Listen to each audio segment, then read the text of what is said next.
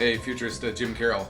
Look, the world has changed in a pretty dramatic fashion, and I don't want to discount to any degree the depth of what is going on out there, and I think we're all trying to cope in our own way. What I've done is I've set up this home studio because I'm normally on a stage sharing my insight, and there's a couple of things at work here.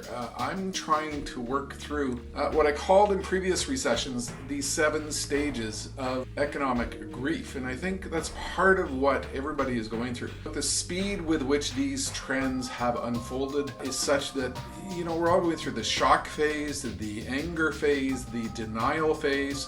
Eventually we get to the acceptance phase. And what I learned in previous periods of economic uncertainty, and I don't want to discount what is going on with COVID-19 because this is really scary stuff. But what I learned is that organizations that focused on trying to accelerate through those 7 stages of economic grief somehow were better positioned as we came out the other side of that period of uncertainty. And I think that's part of a little bit of what folks are trying to do right now. And maybe I'm reaching you with that type of message. We don't know what's exactly happening. We don't know exactly how this is going to unfold. Well, we've seen some of the parts of this movie involving the economic uncertainty. The healthcare issues here really put a bit of a different angle on it, which just sends us into this massively, completely different zone of uncertainty.